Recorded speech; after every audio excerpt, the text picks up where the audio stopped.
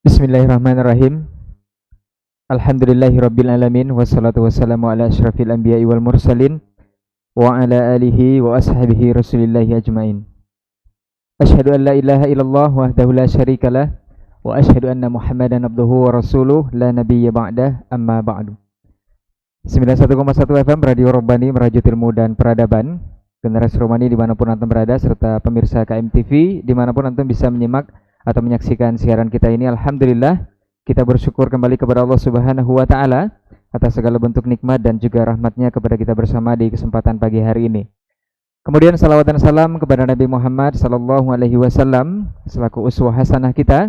Kita bermohon salawat ini tersambungkan selalu hendaknya kepada seluruh keluarga beliau, kepada para sahabat juga kepada orang-orang yang tentunya istiqomah menjaga dan menjalankan ajaran serta sunnah-sunnah beliau hingga hari kiamat kelak. Taib generasi Robbani dimanapun antum berada serta pemirsa KMTV dimanapun bisa menyimak dan menyaksikan siaran kita ini. Alhamdulillah kita kembali dimudahkan untuk melanjutkan program rutin kita setiap Selasa pagi di bulan suci Ramadan ini. Kita hadir setiap Selasa pagi. Alhamdulillah untuk tema kali ini kita kembali melanjutkan episode perdana mungkin dari tema indahnya puasa di kota Nabi Sallallahu Alaihi Wasallam. Ini merupakan part atau bagian yang kedua. Alhamdulillah kita sudah menghadirkan narasumber ketiga guru kita, yakninya Ustadz Dr. Dasman Yahya Ma'ali LCMA Hafizahullah Ta'ala, Ustadz Dr. Helmi Basri LCMA Hafizahullah Ta'ala, dan juga Ustadz Dr. Hidayatullah Ismail LCMA Hafizahullah Ta'ala. Alhamdulillah juga untuk kesempatan hari ini kita akan berbagi nantinya dari sisi pengalaman Ustadz Helmi. Mungkin kita akan minta untuk perdana. Dan seperti biasa nanti antum juga bisa bertanya, bersoal jawab di diskusi di 081273335531 melalui telepon langsung ataupun pesan singkat di layanan WhatsApp. Dan siaran ini antum bisa simak melalui Radio Robbani 91,1 FM, juga di aplikasi kami di Play Store, antum bisa unduh dan juga bisa menyaksikannya lewat Kampar Mengaji TV dan banyak lagi channel dakwah yang insyaallah menyiarkan kajian kita di kesempatan hari ini. Juga ada Aira TV yang alhamdulillah baru saja bergabung sepertinya dan antum bisa menyimak di sana juga. Baik, generasi Robbani untuk tidak memperpanjang mukadimah, tidak lupa juga kita ingatkan untuk selalu menjaga protokol kesehatan COVID-19 dan kita mulai diskusi kita atau dialog keilmuan Islam bersama ustaz kita untuk kesempatan hari ini dengan ucapan basmalah. Bismillahirrahmanirrahim. Baik, generasi Robbani dimanapun antum berada serta pemirsa KMTV dimana bisa menyimak siaran kita ini, kita barangkali kita langsung saja untuk pembahasan kedua dari indahnya puasa di kota Nabi Sallallahu Alaihi Wasallam. Kalau semalam kita sudah berbicara seputar pengalaman dan juga bagaimana puasa atau Ramadan yang dilalui oleh para guru kita ini, termasuk Ustadz Dr. Dasman juga Dr. Hidayatullah. Kita barangkali untuk perdana ini atau episode kedua ini kita akan mendengarkan seperti apa mukadimah langsung dari Ustadz Dr. Helmi Basri LCMA Hafizahullah Ta'ala. Sebelumnya kita sapa dulu beliau-beliau ini di kesempatan pagi hari ini. Untuk pertama, Ustadz Dr. Helmi Basri, LCMA Hafizahullah Ta'ala. Assalamualaikum Ustadz. Alhamdulillah sehat Ustadz ya. Baik. Selanjutnya Ustadz Dr. Dasman Yahya Ma'ali LCMA Hafizahullah Ta'ala. Assalamualaikum, selamat pagi Ustadz. Alhamdulillah sehat Ustadz ya. Alhamdulillah. Masya Allah, selanjutnya Ustadz Dr. Hidayatullah Ismail LCMA Hafizahullah Ta'ala. Assalamualaikum Ustadz. Alhamdulillah sehat Ustadz ya. Baik Ustadz, kita langsung saja untuk perdana kita dengarkan mukadimah ataupun pengalaman bagaimana Ustadz kita Dr. Helmi Basri LCMA Hafizahullah Ta'ala berpuasa atau pernah mengalami bulan suci Ramadan di kota Nabi Sallallahu Alaihi Wasallam. Kepada Ustadz kita persilakan, fal yatafadhal mashkura.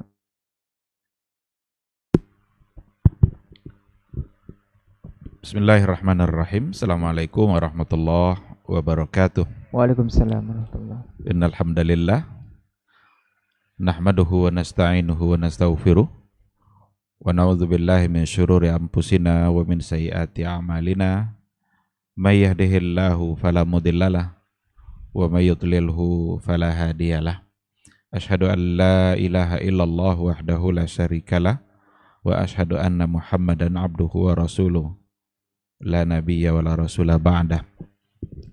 Mohon maaf para masyayikh, saya mengawali perbincangan kita pada pagi hari ini, di mana alhamdulillah Allah mengizinkan kita kembali untuk berbagi tentang hal-hal yang sudah kita sebutkan dalam tema tadi, bagaimana indahnya puasa di kota Nabi. Ini adalah sebuah nikmat yang besar yang diberikan oleh Allah kepada kita ketika kita bisa berbagi, bermuzakarah. Dan salah satu dari bentuk mensyukuri nikmat itu dengan berbagi itu. Wa amma bi ni'mati rabbika fahaddis. Kota Madinah yang memang merupakan sebagai pusat peradaban yang pertama dan yang terakhir, karena akan kembali lagi nanti ke Madinah. Berdasarkan kepada hadis kan seperti itu. Iman itu la ya'rizu ilal Madinah kama ta'rizul hayyatu ila juhriha. Ibarat ular keluar dari sarangnya, menyebar dia kemana-mana, pada akhirnya akan kembali juga ke sarangnya. Iman sebagai pusat peradaban, berangkatlah cahaya itu dari kota Madinah, berangkat kemana-mana. Dan dunia ini sudah diterangi oleh cahaya iman itu. Dan pada akhirnya nanti cahaya itu juga akan kembali kepada pusatnya, dan itu adalah kota Madinah, seperti yang disebutkan oleh Rasulullah Sallallahu Alaihi Wasallam. Dikarenakan oleh Madinah sebagai pusat peradaban, pusat cahaya itu, maka tentu saja dia memiliki keistimewaan yang luar biasa. Kita alhamdulillah yang pernah tinggal di sana, yang pernah diberikan kesempatan oleh Allah untuk menuntut ilmu di sana, tentu saja melihat secara langsung bagaimana indahnya melaksanakan ibadah Ramadan di kota Rasulullah Sallallahu Alaihi Wasallam. Dia disebut sebagai kota Rasul ya karena memang Nabi yang memberikan nama itu. Dulu kan namanya Yathrib. Sebelum Rasul hijrah ke kota Madinah, namanya adalah Yathrib. Yathrib waktu itu tidak menjadi sesuatu yang dilirik, tidak menjadi perhitungan di mata orang Madinah itu. Bahkan Yathrib itu bahkan yang terkenal justru humma, ya, penyakit-penyakit yang ada di sana. Tapi ketika Rasulullah Shallallahu Alaihi Wasallam berhijrah, didoakan oleh Nabi agar kota itu dijauhkan dari berbagai macam bentuk penyakit, dan Nabi sendiri yang menamakannya dengan Al-Madinah. Maka disebutlah sebagai Al-Madinatun Nabawiyah, kota Nabi, yang sebagian juga menyebutnya dengan Al-Madinatul Munawwarah, kota yang bercahaya, karena memang Nabi lah yang membawa cahaya itu. Dan ketika Nabi datang, kota itu benar-benar bercahaya, khususnya dengan cahaya iman. Kalau seandainya kita ingin mencoba untuk melihat keindahan Ramadan di kota Madinah, itu kita bisa melihat dari berbagai hal. Kalau kita tahu umpamanya berbagai macam bentuk amalan-amalan unggulan dalam Ramadan, kan banyak tuh amal-amal unggulan dalam Ramadan. Semua amal unggulan itu nampak oleh kita semangatnya di kota Madinah.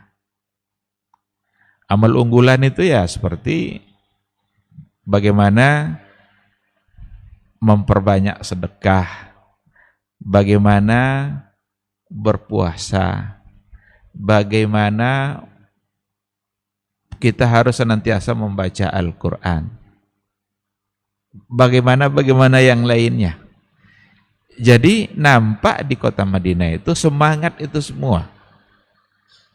Anak-anak umpamanya di sana, bagaimana mereka yang kecil-kecil itu tetap melaksanakan ibadah puasa, ikut bersama ayahnya, dan giliran nanti mereka ikut bersolat tarawih, mereka bagaimana mengerjakan solat tarawih itu dengan penuh ketertiban yang luar biasa. Padahal kalau dari segi umur, mereka sangat terhitung, umurnya terhitung sangat belia gitu, sangat kecil.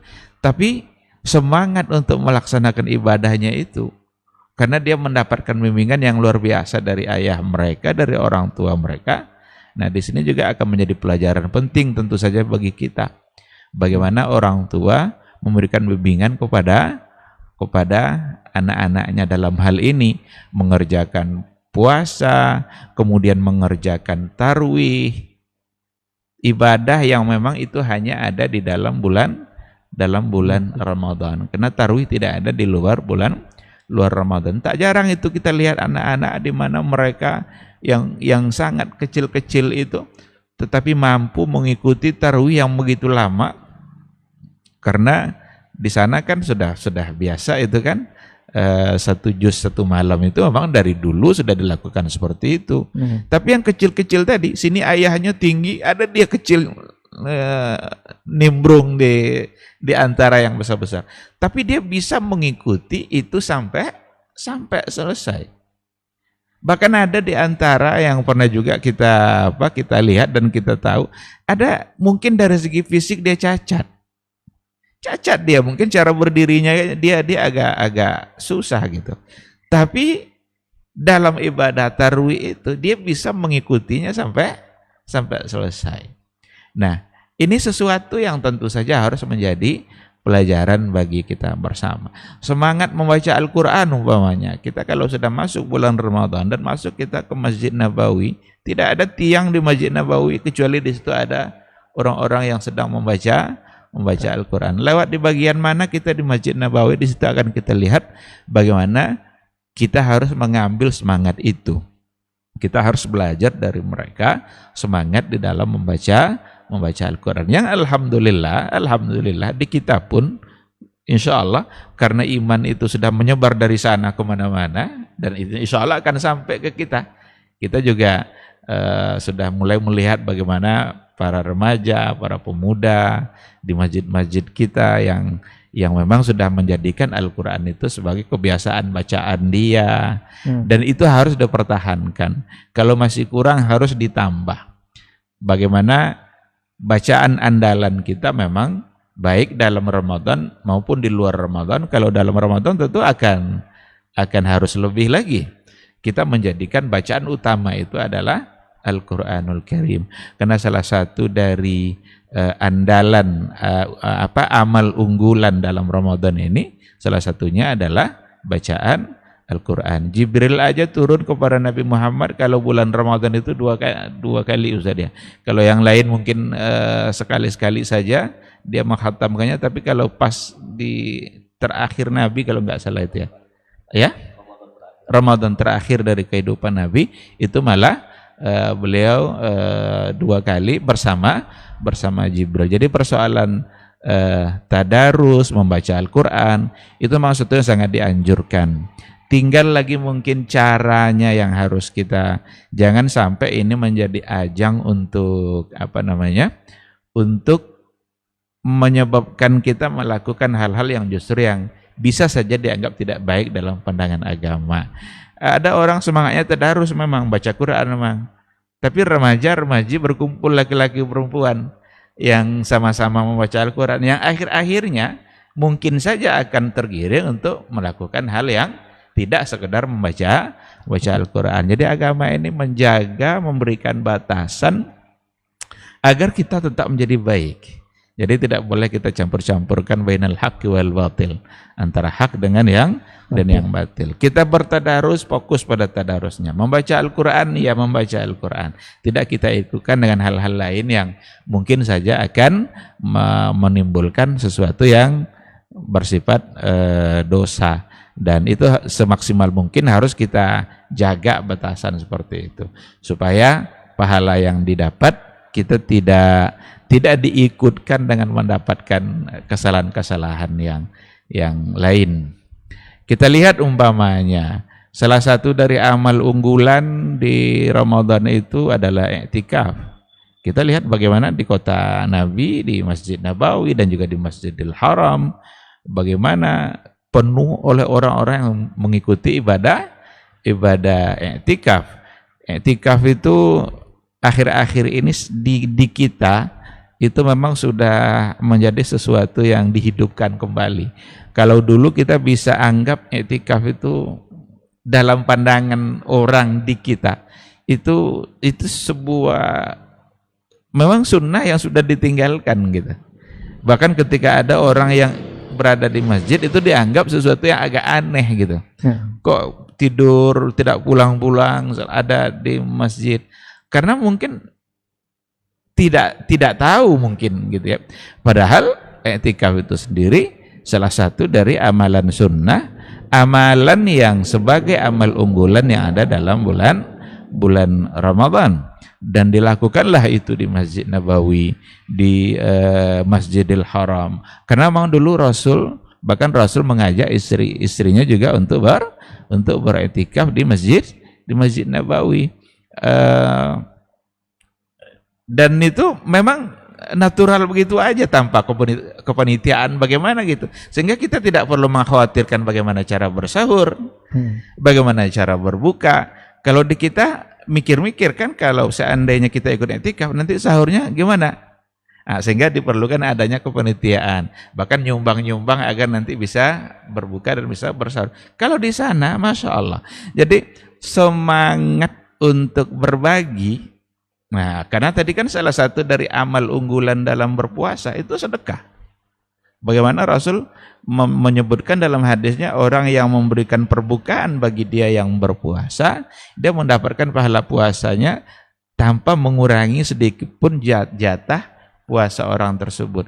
Ketika ini dipahami oleh mereka yang kaya-kaya, oke, tapi ada yang tidak kaya-kaya kali, tapi dia juga bersemangat untuk memberikan apa yang dia punya. Sehingga kita ini sebagai mahasiswa yang lebih tidak kaya lagi dibanding mereka gitu kan, tidak ada sedikit pun kekhawatiran dalam persoalan buka dan sahur. Malah pintar pula mahasiswa ini milih-milih selera. Ditengoknya ada yang manggilkan, banyak yang manggil tuh ta'al ya akhi, sadik, ada boleh yang manggil sadik kadang. Ta'al katanya. Kita nengok-nengok tuh, apa yang ada di dia, enak enggak? Ini orang miskin yang sok-sokan ini. udah dapat jatah itu pun masih milih. Kalau nampaknya kurang, mungkin kita cari yang lain. Coba bayangkan. Padahal mereka sudah mensiapkan. Walaupun nanti pada akhirnya akan ada juga orang di situ. Untuk sahur juga seperti itu. Bahkan kita tidak sulit untuk mendapatkan makan dalam bentuk ayam faham istilahnya Ustaz ya. Ayam di sana enggak kayak ayam di kita gitu. Ayam di kita kan dimutilasi, itu satu ekor bisa 16 potong kan. Kalau enggak sulit kita ini yang mana yang daging, yang mana yang tulang. Kalau di kita, di sana enggak, ayam itu bagi dua saja. Selesai, sebelah sini. Dan ada juga nasi khas dimasak oleh mereka, dan betapa nikmatnya orang-orang mengikuti i'tikaf ketika diberikan pelayanan seperti itu, dan yang mereka harapkan sama sekali adalah pahala dari Allah Subhanahu wa taala. Jadi akan ada banyak sekali kenang-kenangan di sana. Untuk melihat kenangan itu ya, kalau kita cobalah lihat masing-masing amal-amal unggulan tadi, nampaknya kita memang perlu belajar kita bagaimana mereka bersemangat untuk melaksanakan amalan-amalan unggulan yang diajarkan oleh Nabi, lalu mereka coba untuk menerapkan apa yang diajarkan oleh Rasulullah Sallallahu Alaihi Wasallam itu. Semangat seperti itu seandainya lah bisa kita bawa ke tempat kita, itu tentu sesuatu yang akan menjadi baik. Baik para pendengar dan para masyayikh yang mudah-mudahan kita semua dimuliakan oleh Allah Subhanahu wa taala. Akan ada banyak cerita yang terkait dengan indahnya berpuasa di masjid atau di kota Nabi. Apa yang saya sampaikan barangkali itu sedikit dari apa yang ada yang langsung saya rasakan atau sesuatu yang secara umum yang terjadi di kota Nabi yang hubungannya adalah dengan ibadah Ramadan. Saya kira itu mungkin sebagai pembuka dari saya. Nanti mudah-mudahan insya Allah bisa dilanjutkan oleh para masyayikh yang lain. Terima kasih. Assalamualaikum warahmatullahi wabarakatuh. Waalaikumsalam warahmatullahi wabarakatuh. Baik, jazakallah khairan Ustaz untuk mukadimah ataupun berbagi pengalamannya bagaimana indahnya berpuasa di kota Nabi Sallallahu Alaihi Wasallam. Memang semangat beribadah perlu kita kasih 2 jempol mungkin untuk kota Nabi Sallallahu Alaihi Wasallam, dan mudah-mudahan suatu saat kita juga bisa menerapkannya seperti harapan Ustaz Helmi di kota kita ini ataupun khususnya di kota kita ini, di kota Pekanbaru. Nah, kita selanjutnya ke guru kita selanjutnya, Ustadz Dr. Dasman Yahya Ma'ali LCMA Hafizahullah Ta'ala. Lanjutan dari pengalaman atau mukadimah dari beliau mengenai part kedua atau bagian kedua dari indahnya berpuasa di kota Nabi ini, Ustaz. Perlu lagi tambahan, Ustaz? Nah, Ustaz. Fadal, Ustaz.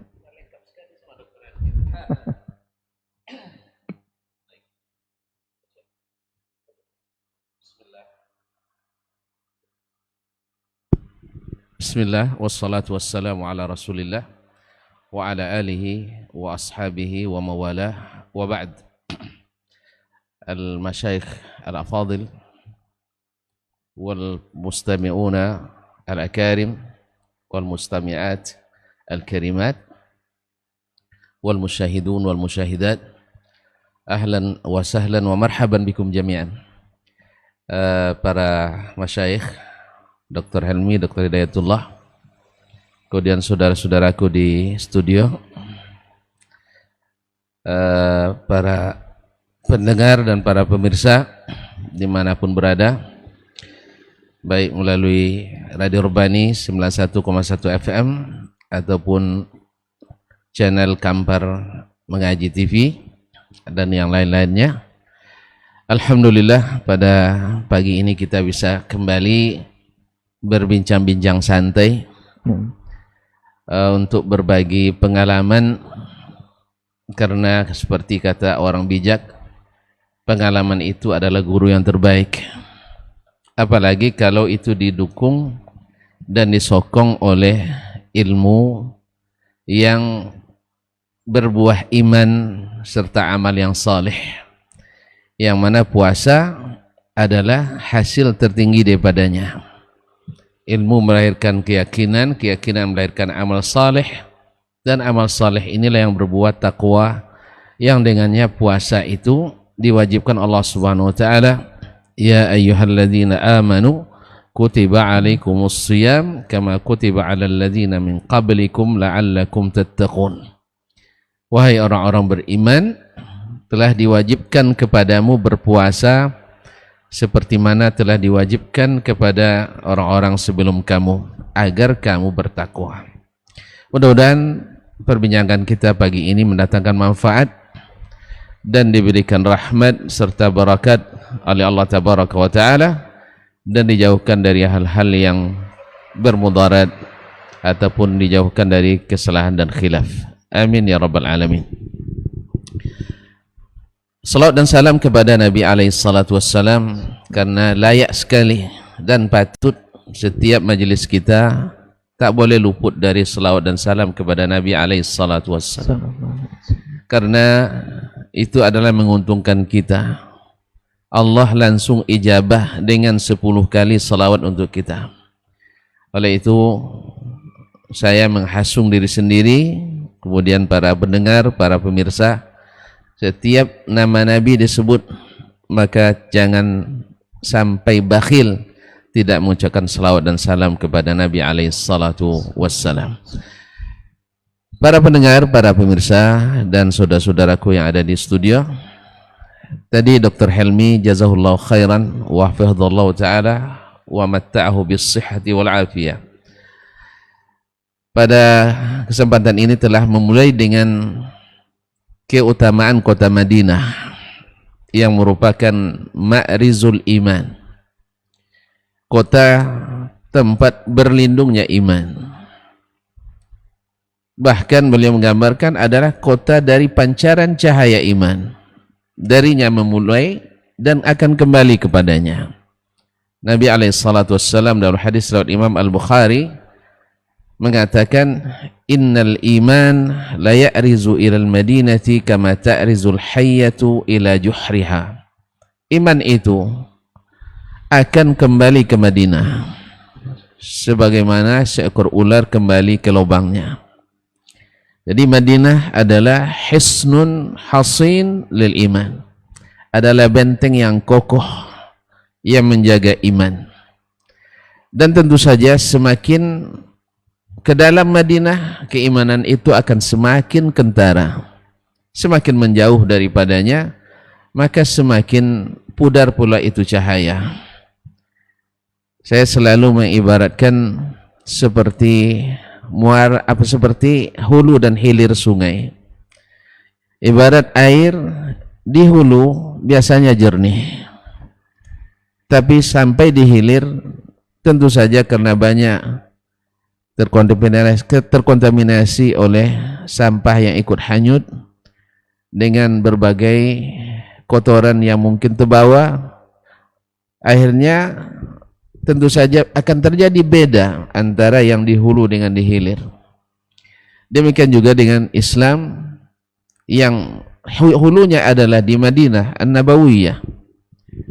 Walaupun pada asalnya Allah turunkan di Makkah, tapi Makkah waktu itu belum menjadi lahan yang subur untuk dakwah Nabi alaihi salatu wassalam.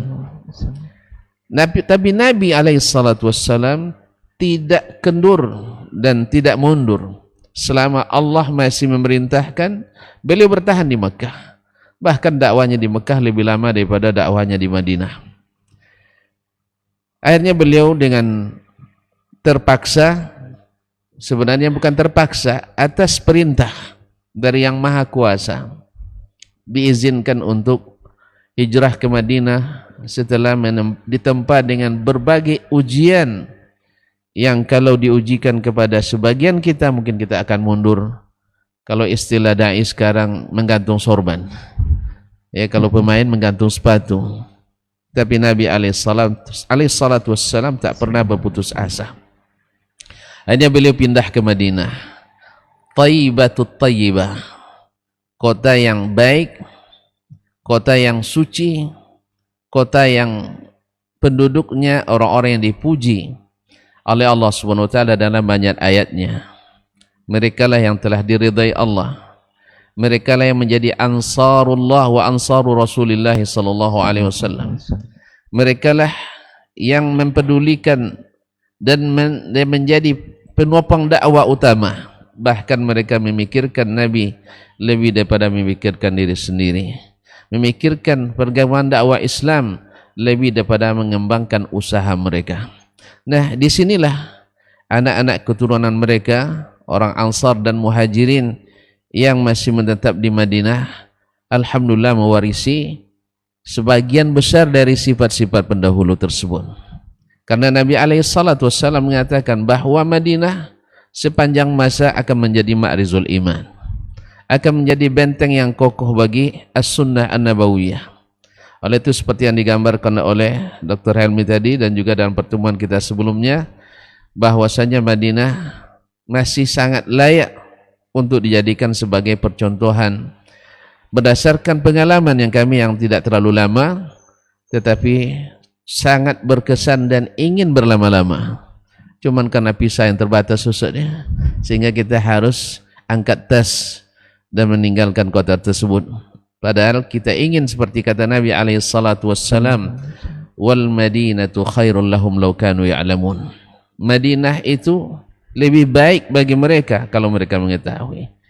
Dan kita ingin seperti kata Nabi alaihi salatu wassalam yang mengatakan, man arada ayyamuta bil madinati falyaf'al. Siapa yang ingin mati di Madinah, hendaklah dia melakukannya. Artinya ada keutamaan meninggal di Madinah.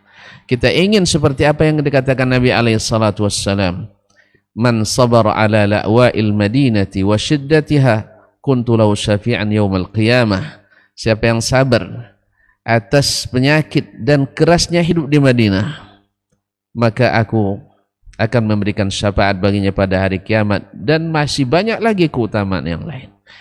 Tetapi karena majelis kita majelis pengalaman indahnya puasa di kota Nabi alaihissalatu wassalam, seperti yang dimulai oleh dokter tadi, bahwasanya kalau beliau menonjolkan bahwa anak-anak bisa tahan beribadah seperti orang tua, karena memang mereka melihat orang tuanya sendiri.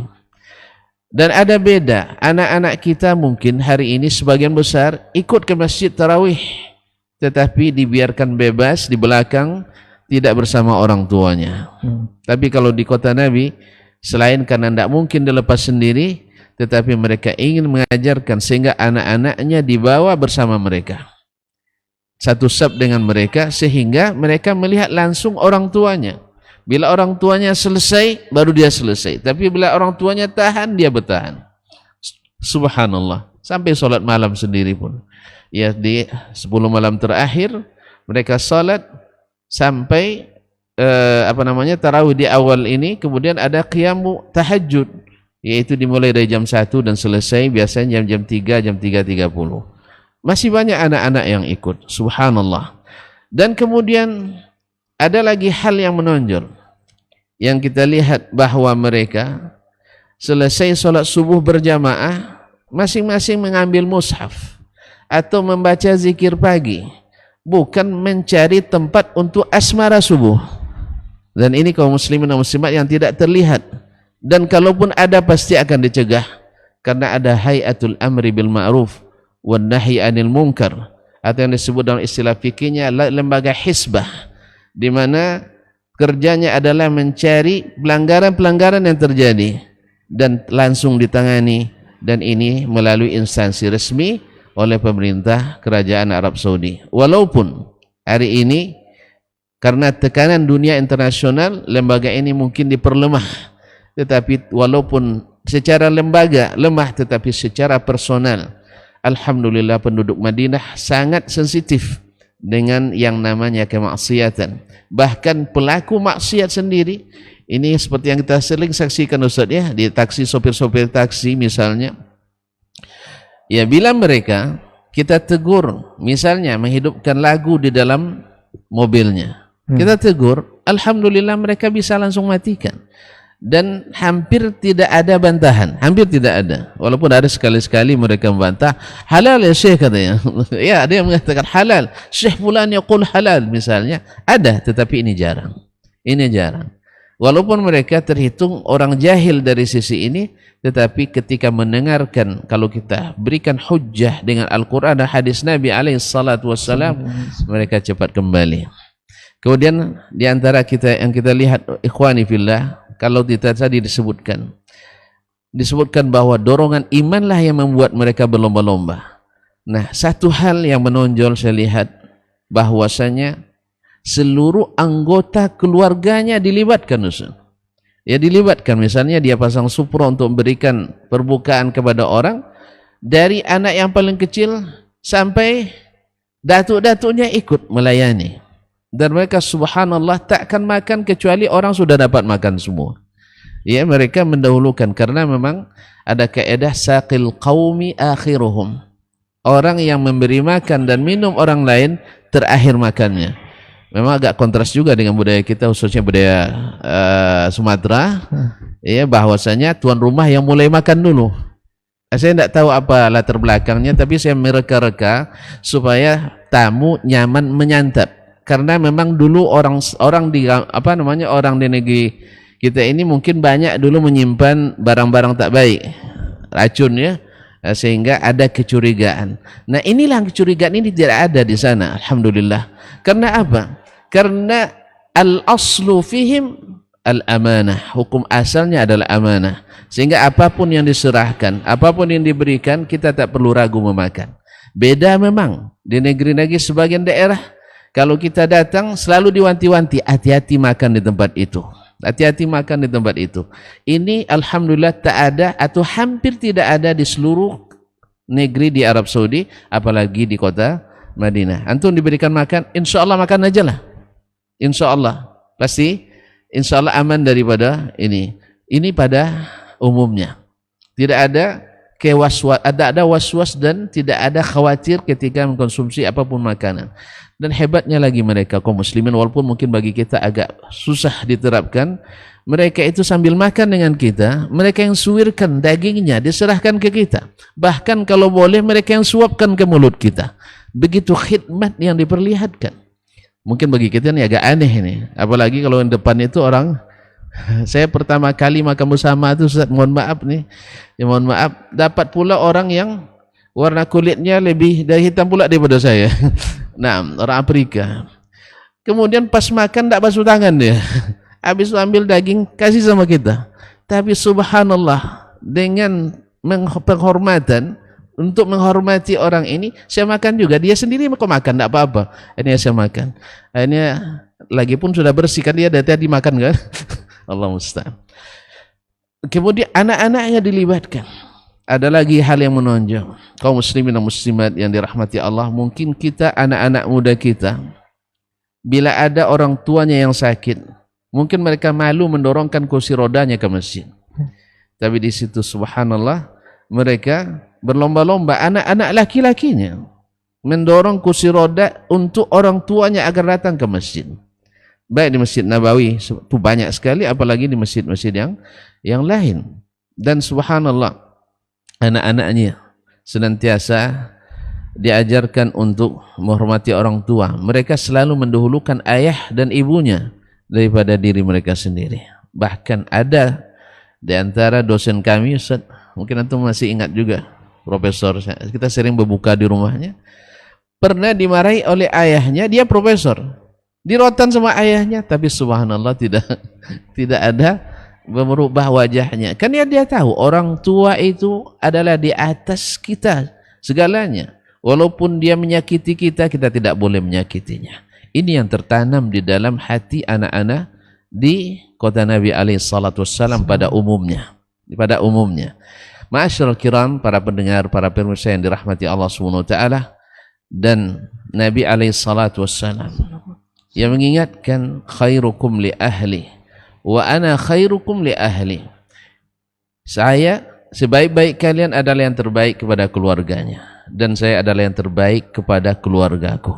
Nabi menjadikan bahwa akhlak ini adalah iman yang paling sempurna. Kita lihat tidak sedikit bapak-bapak di situ pergi sholat bawa bayi, Ustaz. Padahal kita kalau sudah bayi itu rata-rata titip sama ibunya. Nah, ini bapak yang bawa sholat, kadang digendong sambil sholat. Karena contohnya Nabi SAW. Nabi pernah menggendong Umamah ketika sholat. Nabi pernah ketika ruku naik ke atas punggungnya Al-Hasan Al-Husain. Ya, sampai Nabi lama sekali sujudnya, sampai sahabat mengira Nabi SAW terlupa atau bagaimana. Tetapi ternyata karena cucunya naik ke atas punggungnya. Dan ini pemandangan yang umum kita lihat. Mereka sambil menggendong anak. Di mana ibunya? Ibunya sedang sholat. Subhanallah, dia rela sholatnya terganggu demi istrinya dapat istirahat sebentar, menikmati sholatnya bersama imam di Masjid Nabawi. Ini banyak yang kita lihat kaum muslimin dan muslimat dirahmati Allah SWT. Demikian juga kalau mereka bersedekah. Tadi kalau cerita Ustaz Elmi, tidak perlu lagi menyiapkan sahur, tidak perlu khawatir tidak dapat makan berbuka, bahkan makan tengah malam pun ada, insyaAllah makan tengah malam pun. Pokoknya, dan mereka orang itu subhanallah pantang baginya berbuka tanpa ada orang lain yang ikut. Jadi kalau tuan-tuan nanti sampai sempat umrah di bulan Ramadan, ketemu orang-orang Arab itu duduk sambil makan-makan di masjid, duduk aja di situ, mereka senang itu. Iya, minta aja makanan, mereka senang insyaallah taala. Demikian. Jadi tidak senang kecuali harus ada orang makan bersamanya. Dan alhamdulillah saya juga punya teman dulu tidak pernah makan kecuali ngajak orang. Ustaz Elmi masih ingat Dr. Abdul Latif kan? Dan beliau juga pernah merasakan. Jadi sering diajak makan. Pokoknya makan harus dengan orang, baik orang besar maupun orang kecil, mahasiswa baru sekalipun. Yang penting selalu makan bersama orang lain. Inilah, maka patutlah UNDV memberikan predikat bangsa paling pemurah sedunia adalah bangsa Arab. dan ini terlihat lagi di keturunan Al-Ansar wal Muhajirin yang masih menjadi pagar Islam di kota Nabi alaihi salatu wassalam. Ma'asyiral kiram, kepemurahan mereka bukan hanya terbatas pada makanan. Bila puasa di musim dingin dan kadang-kadang di waktu i'tikaf, mereka bagi selimut-selimut, bukan selimut murah, selimut mahal, diantar ke rumah kita, bukan diumumkan jemput ke rumah saya, tidak, mereka yang antarkan ke rumah kita. Seperti yang saya simpulkan pada sebelum ini, mereka antarkan bel, habis itu ini beberapa selimut, berapa orang anggota keluarga, 4, dikasih 4 buah. Tidak kasih satu masing untuk satu selimut untuk 4 orang, tidak, saya dikasih masing satu, walaupun Haji masih anak kecil. Subhanallah. Jadi kepemurahan mereka, kreativitas mereka dalam berbuat untuk bersedekah itu sangat kreatif sekali. Ikhwani kaum muslimin dan muslimat dirahmati Allah, barangkali waktu saya dibatasi, maka mungkin Ustaz Dr. Hidayatullah akan menyambung, insyaallah bebas dengan sebebas-bebasnya Ustaz, karena ini sendokan terakhir Ustaz. Nah, terima kasih dan mohon maaf. Wassalamualaikum warahmatullahi wabarakatuh. Waalaikumsalam warahmatullahi wabarakatuh. Jazakallah khairan Ustaz untuk mukadimah keduanya mengenai indahnya puasa di kota Nabi sallallahu alaihi wasallam, bagian yang kedua, dan insyaallah kita akan dengarkan selanjutnya ini dari Dr. Hidayatullah Ismail LCM hafizahullah taala. Fadhal Ustaz. Bismillahirrahmanirrahim. Assalamualaikum warahmatullahi wabarakatuh. Waalaikumsalam warahmatullahi. Alhamdulillahirabbil alamin. Wa usalli wa sallim ala al-mab'uthi rahmatan lil alamin. Asyhadu an la ilaha illallah wahdahu la syarika lah. Wa asyhadu anna Muhammadan abduhu wa rasuluhu la nabiyya ba'dah. Para masyayikh, guru-guru kita yang kita muliakan, hadirin hadirat, shaimin shaimat, musyahidin al-kiram, teman-teman yang berada di studio, semoga kita semua dalam kesehatan serta penjagaan dari Allah, dan kita berharap bisa menyempurnakan ibadah siam kita dengan baik, dan kita menjadi orang-orang yang keluar dari Ramadan diangkat derajat kita oleh Allah dan diampunkan segala dosa dan kesalahan kita. Menyambung dari pengalaman yang telah disampaikan oleh guru kita tadi, saya teringat dari kisah terakhir yang Dr. Dasman sampaikan, dan saya menemui bahwa tidak hanya di bulan Ramadan ya, di musim-musim dingin itu luar biasa. Kita yang datang umroh juga demikian merasakan. Teman-teman yang di kota Madinah tinggal, baik itu para mahasiswa ataupun para muqimin yang tinggal di sana, merasakan bahwa ada semangat berbagi. Tidak hanya di bulan Ramadan. Berbagi apa? Berbagi selimut, kaos kaki, itu satu paket khusus dalam kotak yang disiapkan dalam kantong plastik yang sudah dirapikan oleh mereka. Saya umroh tahun 2018 ya. Saya menemui musim dingin dengan dokter dulu. Iya ya. Kita musim dingin itu, dan saya mendapatkan ketika pulang dari haram ya, dan ada para pemuda-pemuda yang manggil gitu, manggil. Dikasih bingkisan. Isinya apa? Selimut. Selimut itu saya bawa ke Pekanbaru, masih saya pakai itu. Selimut, kaos kaki, khuf dikasih, bahkan masker dikasih. Subhanallah. Ini semangat yang luar biasa, semangat berbagi. Nah, semangat berbagi ini di hari-hari biasa terlihat, apalagi di bulan Ramadan, bulan yang betul-betul Nabi contohkan dalam kehidupannya bagaimana semangat Rasulullah dan para sahabat berbagi kepada saudara-saudaranya. Makanya kota Madinah adalah tempat yang mempertontonkan kepada kita ukhuwah ya, kebersamaan, baik itu antara orang-orang ya ahlul Madinah kepada muqimin atau para mahasiswa yang tinggal di sana, ataupun para zuar yang datang berkunjung ke kota Madinah untuk melaksanakan umrah. Selesai umrah mereka ke Madinah, atau mungkin perjalanannya diawali ke Madinah dulu. itu kita rasakan. Dan siapapun yang pernah ke Madinah, saya yakin merasakan ya dengan apa yang kita ceritakan. Inilah keindahan kota Madinah yang melahirkan keberkahan, banyak kebaikan, dan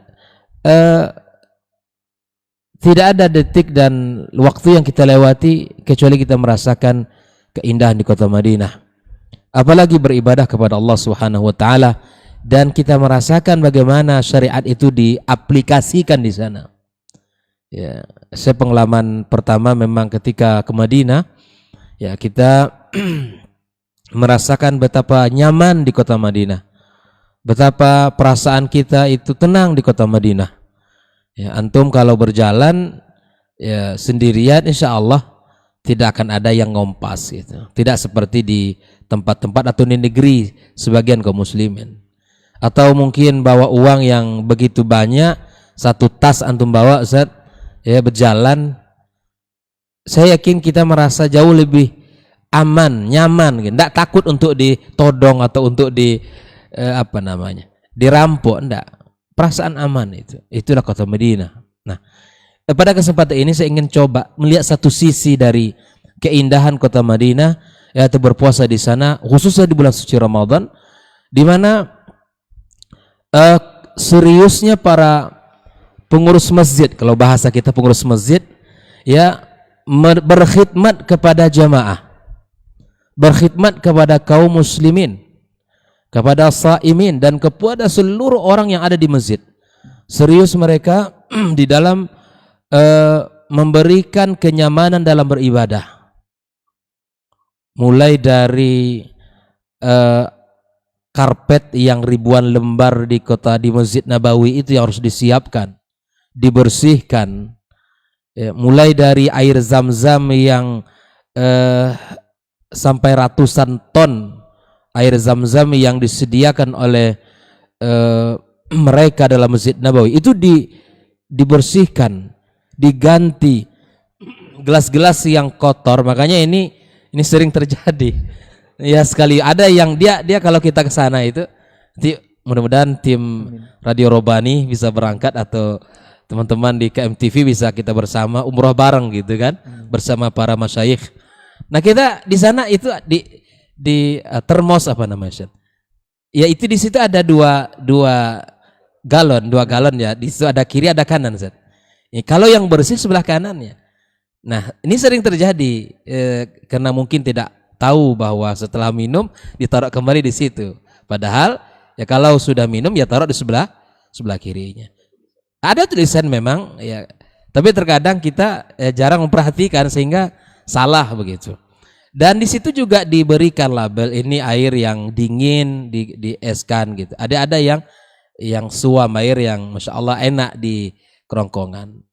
Nah di bulan Ramadan ini masya Allah disiapkan untuk para shaimin. Berapa ribu orang yang berbuka di situ dan berapa banyak orang yang meninggalkan sisa makanan. Tetapi dalam hitungan menit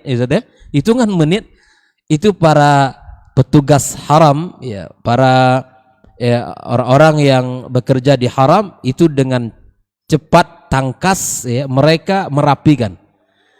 Saya mendapatkan cerita wallah alam ya, saya baca di beberapa media, kemudian ada yang memperhatikan itu karena itu live ya ke dunia itu kan, melihat bagaimana peristiwa salat dari berbuka sampai qiyam itu diperhatikan oleh orang-orang non muslimin di belahan dunia.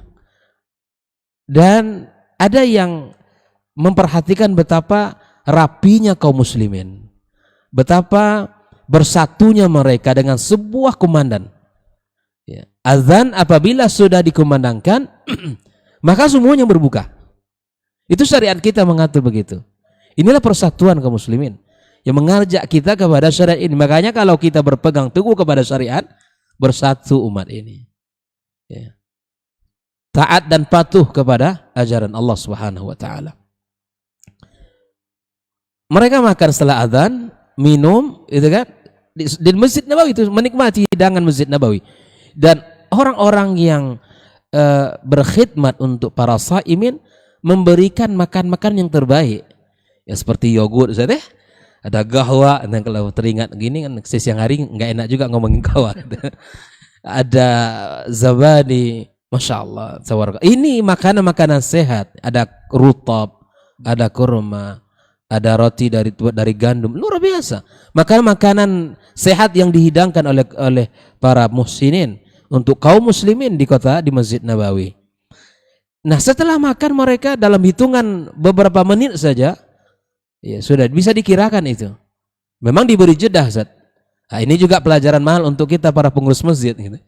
Ya, habis berbuka itu, ya berilah jeda sejenak untuk kita kaum muslimin bisa berbuka di rumah dan kemudian mereka sholat ke masjid.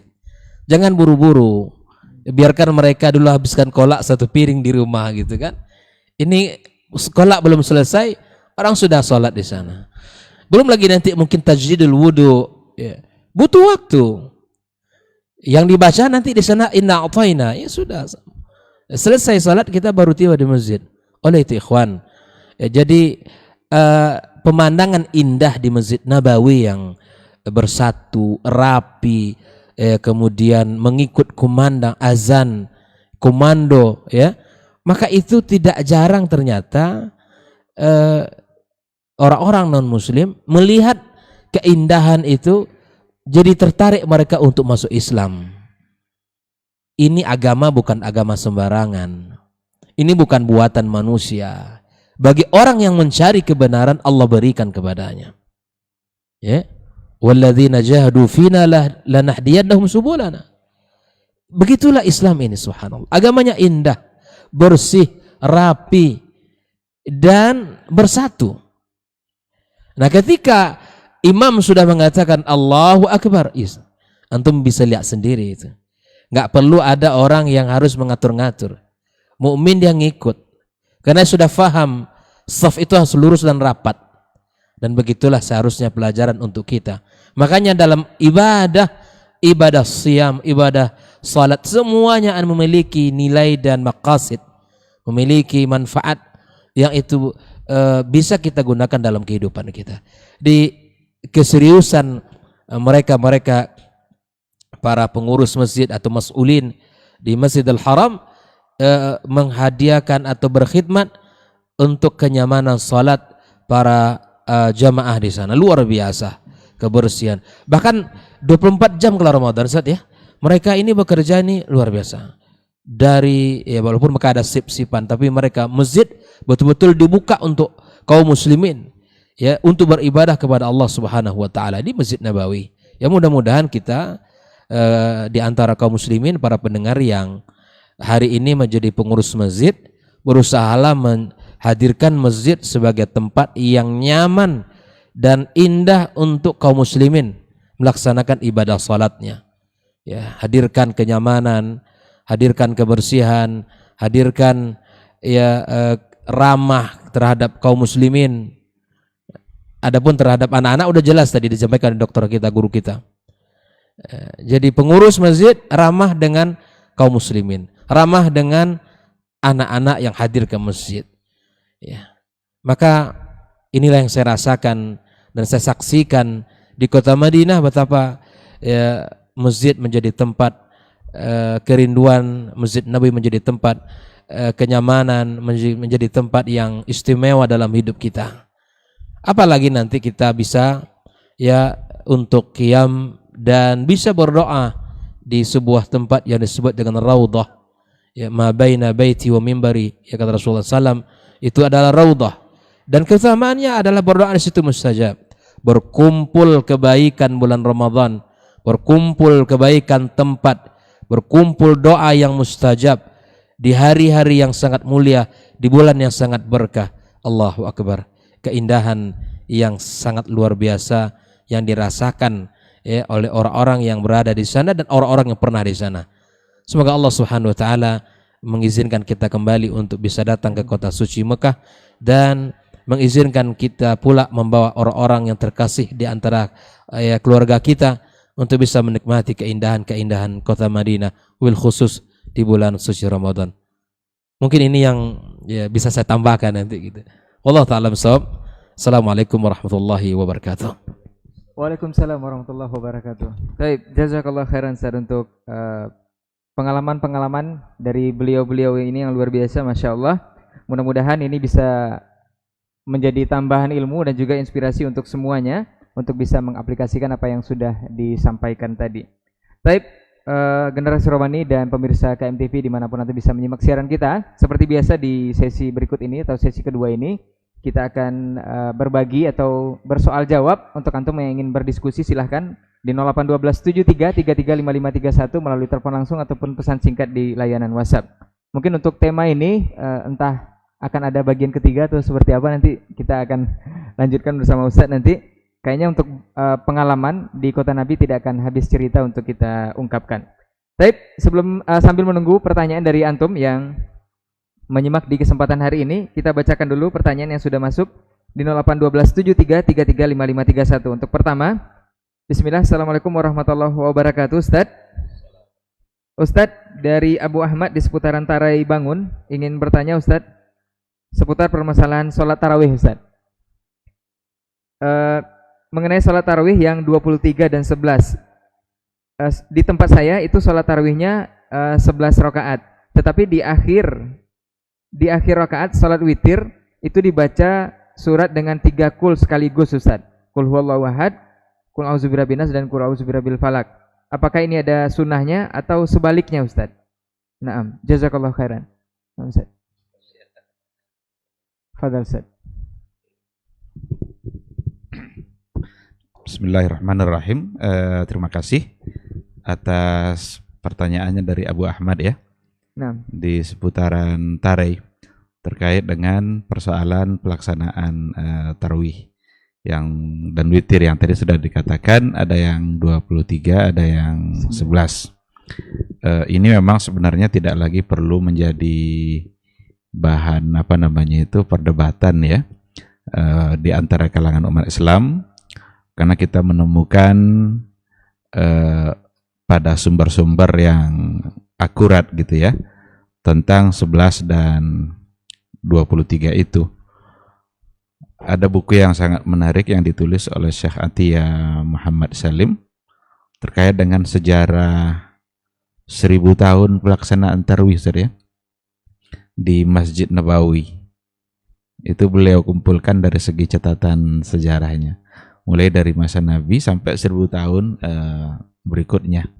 Ternyata 11-23 itu tidak lagi perlu untuk diperdebatkan karena ada alasan-alasan yang memang bisa untuk dipertanggungjawabkan. Dan saya kira juga sudah semakin berkurang gitu. Kalau dulu nampak sekali perdebatan antara 8 dan 20 itu di kalangan umat Islam gitu. Tapi sekarang nampaknya memang sudah semakin cerdas dan sudah semakin bisa dipahami. Tapi yang dipertanyakan tadi itu adalah tentang witir. Kalau kita lihat di antara hadis yang ada itu Rasulullah SAW dalam witirnya itu yang pertama beliau membaca Al-A'la, Sabbihisma rabbikal a'la. Sedangkan pada rakaat yang kedua beliau membaca Al-Kafirun, dan sedangkan yang ketiga beliau membaca surat Al-Ikhlas, satu saja sebagai surat Al-Ikhlas. Namun kalau saya tidak salah nanti akan diperjelas lebih luas oleh Dr. Dasman, ada juga di antara riwayat yang memang mengumpulkan gitu saja antara tiga kul tadi, tapi yang lebih yang lebih jelas gitu, yang lebih banyak itu yang menjelaskan yang tadi itu Al-A'la, kemudian Al-Kafirun, dan juga Al-Ikhlas. Seandainya memang kedua riwayat itu adalah bukan riwayat yang sahih, yang benar, tentu berarti dua-duanya merupakan sesuatu yang dapat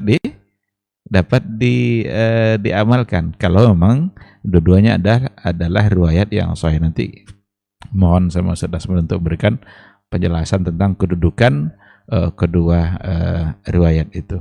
Dan kalau yang terjadi di Masjid Nabawi, karena kita bicara tentang indahnya puasa dalam Masjid Nabawi di kota Nabi, maka yang dilakukan oleh para imamnya rata-rata adalah dengan membaca Al-A'la, kemudian Al-Kafirun, dan Al-Ikhlas.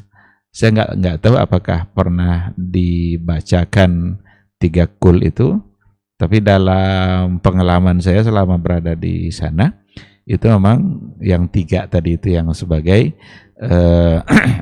amalan yang dilakukan oleh Rasulullah Sallallahu Alaihi Wasallam.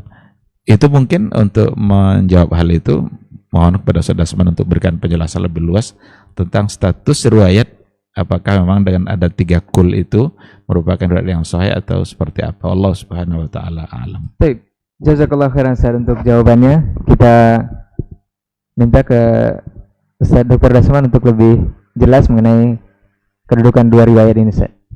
Nah, Ustaz. Bismillah wassalatu wassalamu ala Rasulillah wa ala alihi wa sahbihi wa mawala wa ba'du. Seperti yang dikatakan oleh Fadilatul Dr. Helmi Hafizullah, bahwa masalah jumlah rakaat secara amalia tak perlu diperdebatkan. Artinya dua-dua pendapat ini punya dasar yang kokoh dari sunnah Nabi alaihissalatu wassalam, yang sama-sama berpijak kepada hadis Nabi alaihissalatu wassalam mengatakan 11 berdasarkan hadis Aisyah radhiyallahu anha. Adapun yang berdasarkan lebih daripada itu, mengambil umumnya hadis Abu Hurairah radhiyallahu taala anhu, salatul laili mathna mathna, dan Nabi tidak membatasinya dengan rakaat tertentu. Tapi amal Nabi alaihissalatu wassalam yang beliau lakukan sepanjang hidupnya di Ramadan dan di luar Ramadan hanya 11. Jadi kalau ditanya mana yang afdal, ya dalam hal ini juga ulama berbeda menjawabnya. Tetapi kalau kembali ke hukum asalnya, 11 lebih afdal, karena Nabi tak mungkin mudawamatuhu ala syai' illa alal afdal. Nabi yang selalu melakukan itu tandanya lebih afdal. Tetapi kenapa ditambahkan rakaatnya? Sebagian ulama berijtihad karena kalau 11 bacaannya panjang. Tapi kalau seandainya 23, yang panjang itu dibagi. Kalau misalnya 1 rakaat dengan 11 itu 1 rakaatnya 2 lembar atau 2 lembar kalau sejuz kan, maka bisa menjadi setengah lembar atau 1 halaman dalam 23 dan seterusnya. Mana yang lebih meringankan bagi jemaah, itu yang dilakukan. Maka wallahu alam, di 2 tanah suci, di Masjidil Haram dan Masjid Nabawi, yang diamalkan adalah yang 23 tadi, karena jemaahnya datang dari berbagai daerah, dari berbagai negara, sehingga diberikan kelonggaran supaya rakaatnya jangan terlalu panjang. Tapi kalau seandainya sama saja yang 11 dengan ini, berpusar dari Wadduha sampai An-Nas saja ayatnya, ya lebih baik mungkin 2-3 saja. Nah, ini dari sisi kemudahan bagi jemaah. Tapi kalau kembali ke hukum asalnya, jelas yang 11 ini yang paling afdal insyaallah taala. Tetapi dan demikian juga di Arab Saudi sendiri, di masjid-masjid biasa, maksudnya masjid yang masyarakat, masjid komplek dan bukan Masjidil Haram, Masjid Nabawi dan Masjid Quba, mereka rata-rata 11. Nah, kembali kepada yang ini. Cuma kenapa Masjidil Haram, Masjid Nabawi? Karena pertimbangan tadi. Jemaah banyak yang datang dari daerah atau negara yang tak terbiasa mungkin sholat panjang-panjang, apalagi dari negeri kita Indonesia. Kalau di kita ini kan yang imamnya paling ekspres, paling disenangi. Iya, kalau bisa 2 menit 23 rakaat, 2 menit, 17 detik selesai gitu ya. Mereka rekor seperti yang dicari. Al-Fatihah senafas gitu ya. Kalau bisa dengan kulnya senafas juga. Allah musta'an. Itu makanya diberikan jumlah rakaat lebih banyak supaya masa berdirinya tidak terlalu panjang. Wallahul musta'an. Kemudian pertanyaan yang kedua tadi tentang membaca yang sabit dari Nabi alaihissalatu wassalam adalah di rakaat pertama Al-A'la atau 2 ayat terakhir surah Al-Baqarah, amana rasulu bima unzila ilaihi min rabbihil mu'minun. Rakaat kedua surat Al-Ikhlas, yaitu Al-Kafirun maksudnya, yaitu surat disebut juga dengan suratul Ikhlas.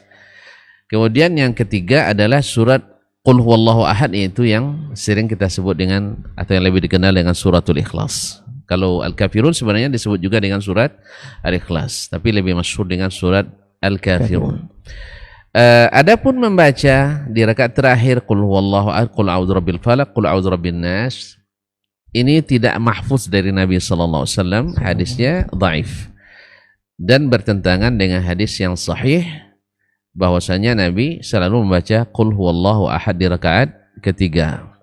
Dan yang mengatakan riwayat yang mengatakan bahwa membaca Qul huwallahu ahad, Qul a'udzu birabbil falaq, Qul a'udzu birabbin nas di rakaat terakhir itu hadisnya dhaif atau syadz, bertentangan dengan yang mahfuz dari Nabi alaihi salatu wassalam. Wallahu taala alam. Baik, jazakallah khairan Ustaz untuk jawabannya. Mudah-mudahan Abu Ahmad di seputaran tarawih bisa memahami dari jawaban Ustaz mengenai permasalahan salat tarawih dan juga pembacaan 3 qul yang diadakan di rakaat terakhir di salat witir. Baik, kita ke pertanyaan selanjutnya, atau dari ikhwan yang di studio ada pertanyaan? Belum? Kita lanjut ke pertanyaan selanjutnya dari Assalamualaikum Ustaz, dari Ummu Nafisah di Al-Fityah Swakarya. Ini pertanyaan, apakah ketika buang angin sering, ini maksudnya dalam kurung sering, saat tilawah mesti berwuduk kembali atau bolehkah melanjutkan tilawah, dan apakah mengurangi pahala Ustaz? Nah, fadal Ustaz.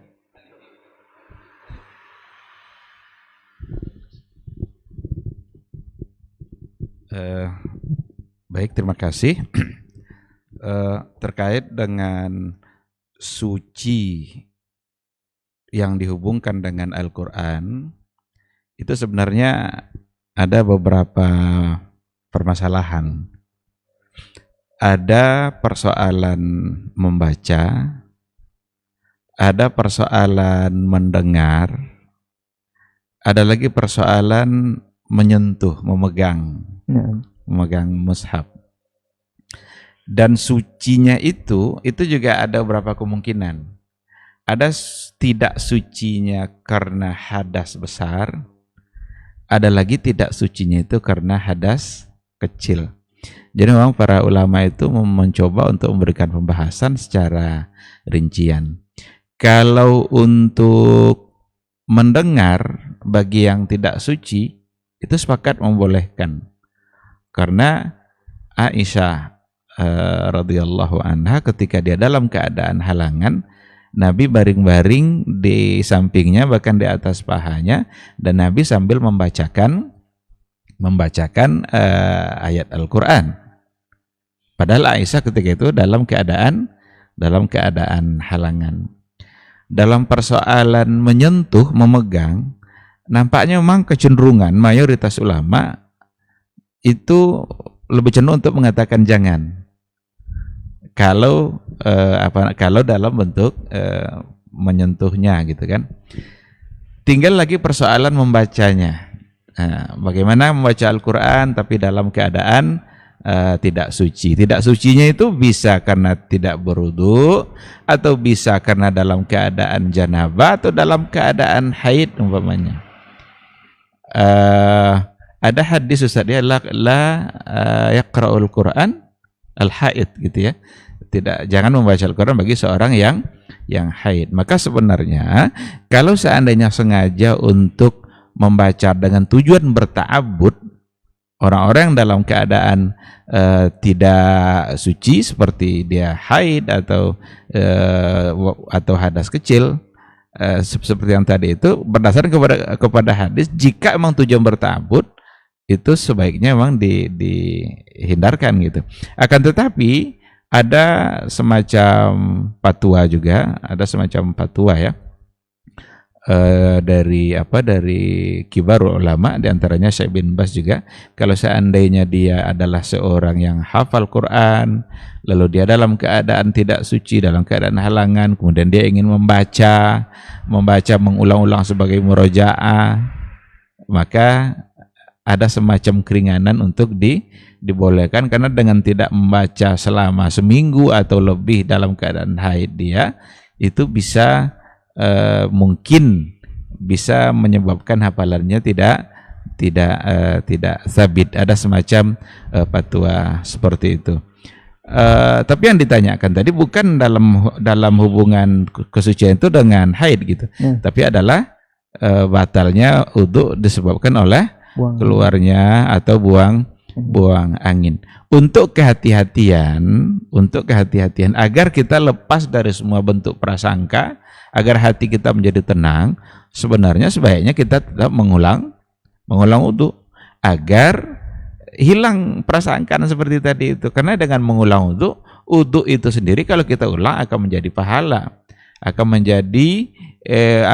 dia akan mendapatkan keutamaan yang luar biasa, terlepas dari nanti ada sebagian mungkin yang membolehkan karena dia adalah hadas kecil, sehingga mungkin ada yang akan mengatakan tetap dibolehkan, tapi yang lebih baik tetap adalah dengan mengulangnya. Mungkin Allah ingin memberikan dia pahala yang lebih besar, apalagi dengan dia mengulang wudu itu, tetesan-tetesan air wudu yang kita lakukan itu akan menggugurkan dosa. Tentu saja sebagai seorang mukmin yang beriman kepada Allah, dia akan memilih mana yang terbaik dalam diri dia, dan dengan mengulang wudu itu membuat dia tidak akan bertanya-tanya, hatinya akan menjadi lebih tenang. Karena kalau dia tetap baca, dia akan bertanya-tanya terus, ini boleh enggak? Boleh enggak? Kalaupun ada semacam sebagian yang membolehkan, tetap dia akan lebih baik untuk mengambil cara yang lebih menyenangkan, di mana dengan mengulang kembali wudunya, sehingga dia bisa lebih khusyuk di dalam membaca Al-Qur'anul Karim. Itu mungkin yang bisa saya jawab, mungkin Mas Syekh bisa menambahkan. Wallahu subhanahu wa ta'ala alam. Baik, jazakallahu khairan Ustaz untuk jawabannya. Baik, ditambahkan mungkin oleh Ustaz Dasman. Fadhil Ustaz. Tadi beliau sudah menyinggung masalah mengurangi pahala atau tidak, ya kan? Maka memang membaca dalam keadaan suci itu tentu lebih besar pahalanya pada membaca dalam keadaan tidak suci. Kemudian masalah membaca tadi, saya ingin menguatkan saja, memang ada khilaf di antara ulama, seorang yang haid boleh baca atau tidak. Karena hadis Ibnu Umar tadi yang diriwayatkan oleh Imam Abu Dawud, la taqra'ul haidhu walal junubu syai'an minal Qur'an. Cuman sayang hadis ini hadisnya dhaif. Sebab riwayat dari Ismail bin Ayyash anil Hijaziyin. Berkata Imam Abu Hatim Ar-Razi, kemudian dinukil oleh Imam Az-Zahabi dan Imam Ibn Hajar dalam Al-Mizan dan Lisanul Mizan, bahwasanya riwayat Ismail bin Ayyash an ahli Hijaz dhaif, dan bertentangan lagi dengan hadis umumnya, hadis Asma binti Abi Bakar radhiyallahu ta'ala, atau hadis subhanallah, hadis Asma dan juga yang lainnya, bahwa Nabi SAW mengatakan if'ali ma yaf'alul hajju ghaira alla tatufi bil bait. Buatlah apa yang dibuat oleh orang yang naik haji, kecuali tawaf di Baitullah. Nabi hanya menyebut kecuali tawaf di Baitullah, dan maklum bahwa orang yang haji ada yang baca Quran, ada yang zikir, ada lain-lainnya. Wallahu ta'ala alam, karena di samping hadisnya dhaif, yang kemudian ditambah dengan umumnya ayat ini atau hadis ini yang mengatakan boleh seorang yang haid melakukan apapun kecuali tawaf di Ka'bah dari sisi bacaan tadi. Wallahu ta'ala a'lam. Baik, jazakallah khairan Ustaz untuk jawabannya, mudah-mudahan bisa dipahami oleh Ummu Nafisah yang ada di seputaran Suwakarya. Kita ke pertanyaan berikutnya dari ikhwan yang di studio, kita persilakan. Fadhal. Assalamualaikum warahmatullahi wabarakatuh. Waalaikumsalam warahmatullahi. Ustaz, yang saya tanyakan tentang itikaf, Ustaz. Bagaimana persiapan itikaf sebelum kita melaksanakan itikaf, dan bagaimana cara yang benarnya, tata cara yang benar, dan apa-apa saja yang dilarang ketika itikaf. Itu saja Ustaz. Terima kasih. Jazakallahu khairan. Assalamualaikum warahmatullahi wabarakatuh. Waalaikumsalam warahmatullahi wabarakatuh. Fadal Ustaz, langsung dijawab. Ini panitia etikaf ini. Bismillahirrahmanirrahim. Pertama, iktikaf itu adalah salah satu sunnah yang dianjurkan di bulan suci Ramadan, khususnya untuk kita lebih konsentrasi untuk menggapai Lailatul Qadar ya, litahari Lailatul Qadar ya, agar kita bisa lebih konsen untuk bisa beribadah kepada Allah Subhanahu wa taala dan kita maksimalkan hari-hari di 10 terakhir. Ini adalah contoh dari Rasulullah sallallahu alaihi wasallam ya, yang mana Nabi jika masuk 10 terakhir ya syadda mi'zarah ya, kencangkan ikat pinggang, artinya dia melaksanakan ibadah lebih bersemangat lagi gitu. Kemudian wa ahya lailah ya, dia menghidupkan malam-malamnya, bahkan wa aiqadha ahlah, dia membangunkan, mengajak keluarganya membersamai malam-malam itu dengan ibadah kepada Allah Subhanahu wa taala. Ini sunnah yang harus juga kita perhatikan, persiapkan diri kita untuk menuju 10 terakhir itu, agar Allah sehatkan badan kita dan Allah berikan taufik kepada kita di dalam menyongsong 10 terakhir di bulan suci Ramadan nanti. Nah, terkait yang ditanyakan tentang etikaf ya, pertama ya, carilah memang tempat yang itu disediakan oleh panitia gitu ya, sehingga memang di kita seperti tadi ada panitianya ya, memang diperlukan kebersamaan ya, itu yang pertama. Yang kedua, persiapkan diri dengan ilmu ya, karena memang itu bukan berpindah tempat tidur, tapi berpindah tempat dari rumah ke masjid untuk lebih banyak kita beribadah kepada Allah Subhanahu wa taala. Ya, lebih konsentrasi, lebih banyak kita mengurung diri dalam masjid, luzumul masjid gitu ya. Ya, kemudian kita masuk ya dengan tikaf di 10 terakhir. Nah, dengan membawa perlengkapan kebutuhan pribadi. Ini itikaf yang ya antum selama 10 hari tidak boleh keluar masuk dari masjid illa li hajah. Ya, kecuali memang kebutuhan untuk yang darurat sekali gitu ya. Seperti antum ya kalau seandainya masjid ya di WC-nya di luar ya itu boleh. Atau untuk makan di pelatarannya itu boleh jika seandainya di dalam tidak dibolehkan untuk atau tidak muat untuk kita makan. Itu dibenarkan. Adapun hajat dunia, kemudian pergi ke pasar, urusan yang lain itu tidak dibenarkan selama itikaf. Kita betul-betul membawa diri kita, jiwa kita ya betul-betul di rumah Allah Subhanahu wa taala. Memperbanyak ibadah ya, sunnah salat sunnah kita, kemudian tilawah kita, doa kita, istighfar dan lain sebagainya. Itu yang kita lakukan selama itikaf di sana. Kemudian ya adab-adab seperti tadi yang saya sampaikan, membawa kebutuhan selama 10 hari itu. Andai ada hal yang dibutuhkan misalnya, ya bisa kita minta tolong keluarga kita. Seandainya keluarga itu tidak itikaf, ya bisa kita telepon. Boleh buat telepon boleh. Ya, tapi jangan habiskan waktu untuk ngecek WA saja gitu kan. Nah, bahkan Nabi SAW memperlihatkan keindahan keharmonisannya dengan keluarga beliau. Ya, kalau Nabi kan enak, dinding rumah membatasi masjid gitu kan. Jadi kebersamaan Nabi dengan keluarganya ya ditunjukkan juga. Bahkan Nabi SAW menjulurkan kepalanya, disisir rambutnya oleh istri beliau. Subhanallah. Ini kebersamaan pasangan yang luar biasa. Sampai urusan nyisir rambut dicontohkan Nabi dengan keluarganya. Di kalau ngurus suami itu para ibu-ibu urus sampai situ juga gitu. Sisir sekali waktu rambut suaminya. Jangan hanya urusan makan gitu. Urusan sisir rambut itu perhatikan. Potong kuku suami, lihat, tunjukkan kepada suaminya khidmat. Makanya tidaklah tegak rumah tangga dalam sebuah perjalanan rumah tangga kecuali memang ada qawam laki-laki dan kelembutan seorang wanita. Ya, dibutuhkan kelembutan dalam rumah tangga itu.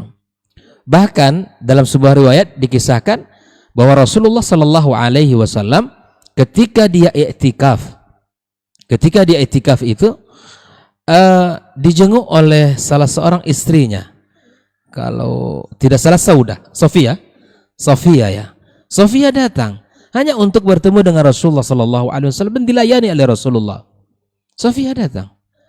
Bahkan bentuk perhatian seorang suami kepada istri, Sofia diantar sampai ke rumahnya. Coba lihat. Jadi kalau ada hajat istri kita, para bapak-bapak ya, kalau bisa kita handle. Itu bentuk perhatian kita kepada istri kita. Jadi urusan subhanallah, kan bisa saja kita berkata udahlah pulanglah selesai urusanmu gitu kan, bisa saja. Tapi Nabi mencontohkan keharmonisan, kebersamaan, cinta, perhatian. Wanita itu lembut sekali, ikhwan. Butuh perhatian dia. Makanya kita harus fahami alam perasaan wanita itu. Dan begitupun para ibu-ibu harus sadari juga alam logika para kaum laki-laki itu. Jangan dibalik atau jangan campur aduk gitu.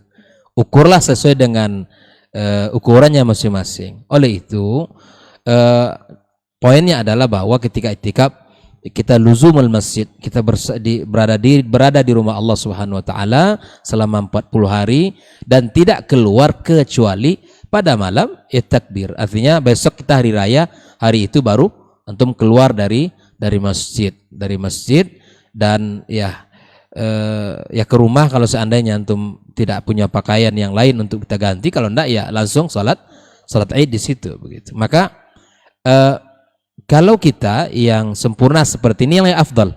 Ini yang dicontohkan Nabi Shallallahu Alaihi Wasallam.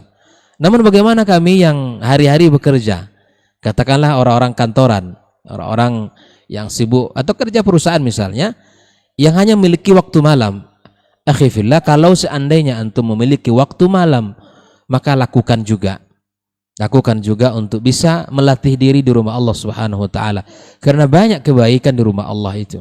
Sebagaimana disebutkan ya, al-masjid huwal baitul taqi, al-mu'min at-taqi. Masjid itu tempatnya mukmin yang bertakwa. Jadi memang kalau mencari orang-orang baik itu di masjid insyaallah. Ya, orang selelah-lelahnya dia di dalam urusan dunia, kalau ke masjid nyaman dia. Bahkan termasuk mencari menantu. Tandai rumahnya segera. Kalau ada anak-anak muda yang masya Allah masjid itu menjadi tempatnya, segera pulang. Kalau kita punya anak gadis, tandai ini calon menantu saya. Nah, itu seperti ya gini lah. Kita harus mencari seperti itu orang-orang yang saleh. Karena jaminan harta itu tidak ada. Kecantikan rupa itu juga tidak menjamin kebersamaan. Tapi akan membuat langgengnya kehidupan rumah tangga adalah keimanan dan ketakwaan. Itulah asas yang kokoh, pondasi yang kuat untuk menopang perjalanan rumah tangga kita. Oleh itu, iktikaf adalah sunnah Rasulullah SAW yang mesti kita hidupkan dan persiapkan diri dengan ilmu. Nanti kalau bisa memang ada di antara pertemuan kita, nanti mungkin bisa kita angkat ya, bagaimana tema tentang iktikaf di dalam perbincangan kita begitu. Dan pengalaman selama masa iktikaf juga banyak itu. Saya kira guru kita Dr. Asman 15 tahun di kota Madinah, nah itu asam garamnya banyak sekali pengalaman iktikaf di sana. Baik itu di Masjidil Haram di Mekah ataupun di Masjid Nabawi. Keindahan itu sangat luar biasa, insyaallah. Wallahu taala bisawab, dan begitu bisa sampaikan.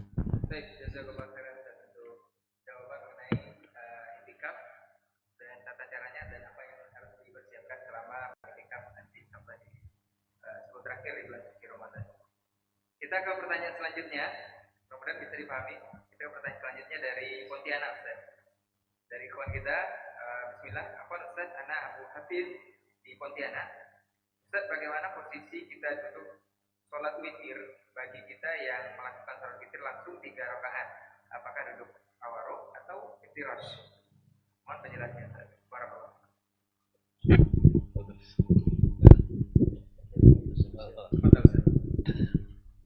Bismillah wassalatu wassalamu ala rasulillah wa ala alihi wa sahbihi wa mawala wa ba'du. Akhi yang dari Pontianak yang bertanya, apakah duduk solat yang tahiyatnya atau tahiyatnya 1 kali adalah salat duduknya seperti tahiyatul akhirah atau seperti at-tasyahhudul awal. Di sini ada dua pendapat ulama yang melihat dari sisi duduk terakhir dalam salat, maka duduknya adalah tawarruk, yaitu seperti at-tahiyatul akhirah. Ini mazhab dalam atau dalam mazhab Imam Asy-Syafi'i dan juga Imam Malik. Adapun yang melihat dari sisi satu kalinya tahiyat, berarti dia menyamakannya dengan at-tasyahud atau jalsat tasyahudul awal. Ini adalah mazhab Imam Ahmad rahmatullahi ta'ala alaih dan banyak di antara ahli al-hadis. Wallahu ta'ala alam. Apakah yang antum duduknya tawarruk atau iftirash? Wallahu ta'ala alam. InsyaAllah ini masalahnya luas karena tidak masuk dalam rukun atau wajib. Wallahu ta'ala alam. Baik, jazakallah khairan Ustaz untuk jawabannya. Mudah-mudahan Abu Hafiz yang di Pontianak bisa memahami dari jawaban Ustaz mengenai duduk tahiyat akhir ataupun duduknya ala iftirash ataupun tawarruk. Kita ke pertanyaan selanjutnya. Bismillah, assalamualaikum warahmatullahi wabarakatuh. Ustaz, dari pengalaman ataupun dari cerita Ustaz berpuasa di kota Nabi SAW, itu adalah yang saya tangkap adalah semangat berbagi. Bagaimana semangat berbagi masyarakat di sana, khususnya di kota Nabi atau di kota Madinah, untuk kaum yang notabene-nya agak berekonomi lemah? Bagaimana mereka juga ikut untuk memberikan atau menyediakan perbukaan atau berbuka puasa bagi masyarakat yang datang di sana. Kemudian pertanyaan yang kedua, bagaimana tanggapan Ustadz mengenai masjid-masjid khususnya di Kota Pekanbaru yang mengumpulkan donasi untuk berbuka puasa? Apakah ini dibolehkan atau seperti apa Ustadz? Jazakallahu khairan. Baik, terima kasih atas pertanyaannya. Bismillahirrahmanirrahim. Tadi sudah kita sampaikan bagaimana tergambar semangat mereka dalam berbagi, khususnya dalam bulan Ramadan, dalam mengamalkan hadis Nabi, man fattara sa'iman falahu ajruhu mithlu ajri as-sa'im min ghairi ayyun qasamin ujuri syai'ah. Dia mendapatkan pahala puasanya tanpa mengurangi jatah pahala orang yang berpuasa tersebut. Ini sangat mereka pahami dan mereka buktikan dengan menyediakan berbagai macam bentuk perbukaan bagi orang-orang yang berpuasa, khususnya diadakan di Masjid Nabawi, begitu kan? Dan semangat itu nampak pada banyak kalangan memang, karena hampir dalam setiap saf Masjid Nabawi itu ada sufrah istilahnya Ustaz ya, ada plastik panjang itu, yang di atas plastik itu diletakkanlah makanan-makanan yang akan dijadikan perbukaan. Katanya yang paling enak-enak itu di saf pertama katanya, tapi saya enggak pernah berhasil sampai ke saf pertama karena harus datangnya lebih awal, bahkan sebelum asar mungkin sudah di situ, dan itu menunjukkan fadilah saf awal juga kan. Karena Nabi katakan as-saful awal fal awal, ternyata keutamaannya bukan hanya pada pahala tapi ada juga pada perbukaan, di mana di situ makanya lebih enak-enak, yang tentu saja akan disiapkan oleh mereka yang lebih punya gitu. Dan kita memang saya secara pribadi tak pernah mengukur kekayaan mereka seperti apa, tapi biasanya itu bisa aja terlihat dari dari kesederhanaan yang ada pada sufroh itu sendiri.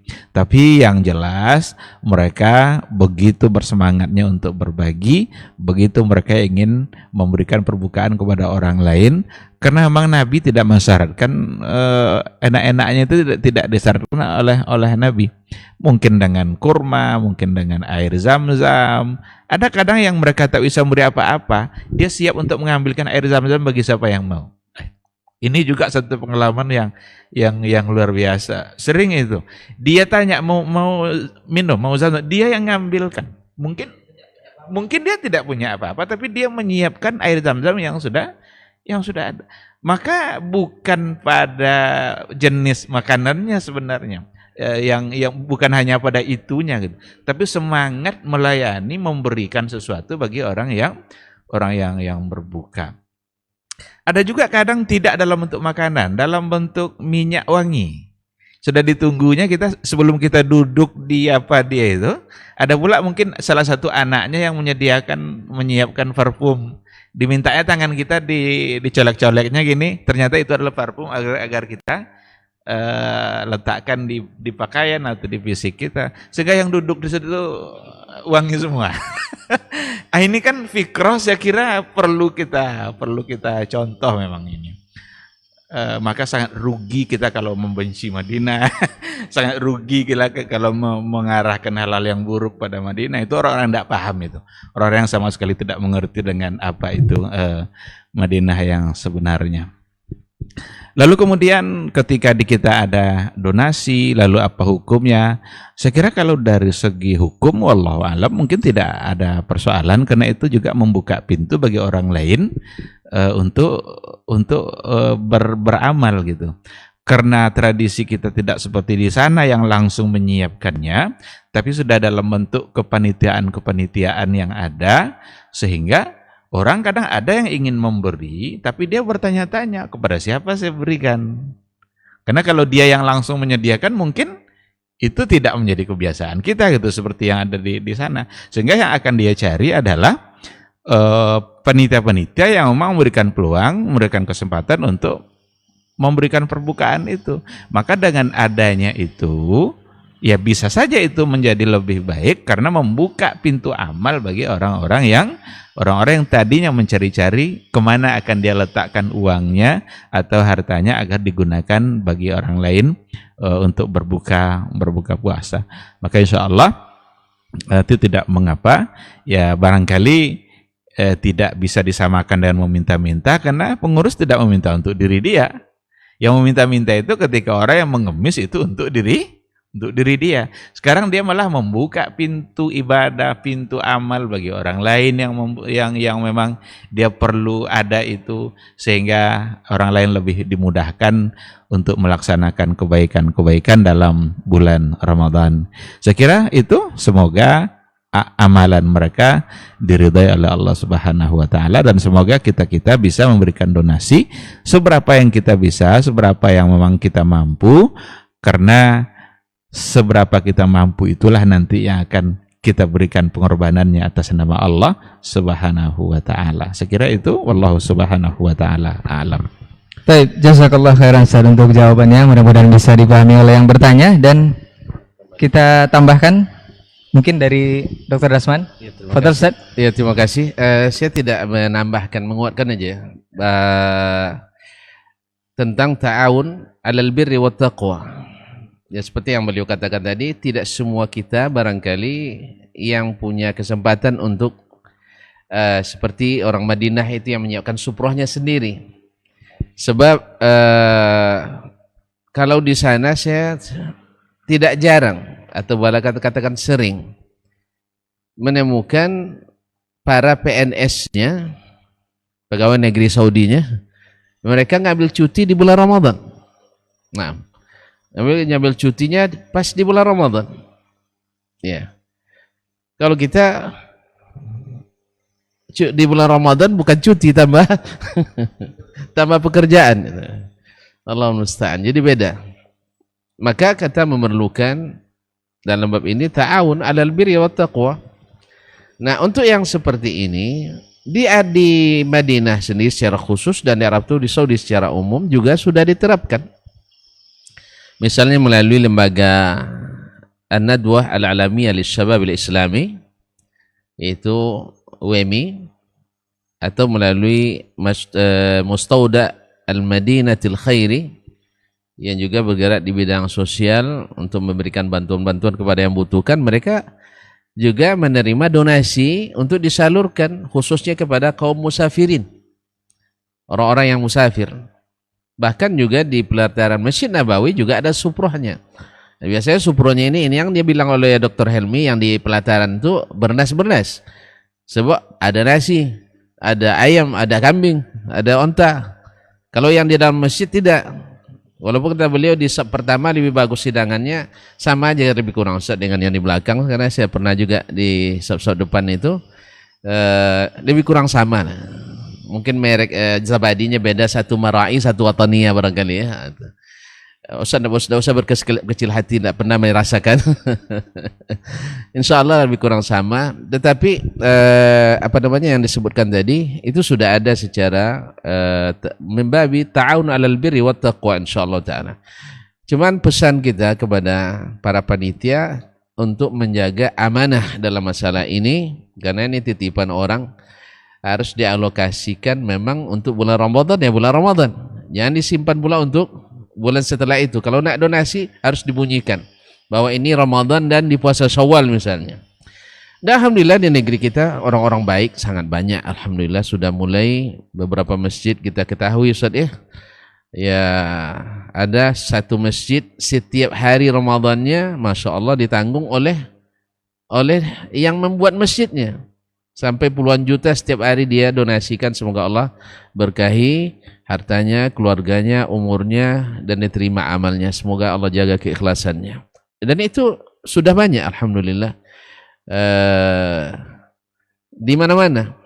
Bahkan ada masjid yang pengurusnya menyiapkan ganti rugi kehilangan yang terjadi di masjid itu. Jadi kalau hilang sendal, lapor aja diganti cash insyaallah taala. Ini bagus juga ini. Ada masjid yang menyiapkan tempat tidur untuk para musafirin. Daripada mereka ditulis dilarang tidur masjid, disiapkan ruangnya.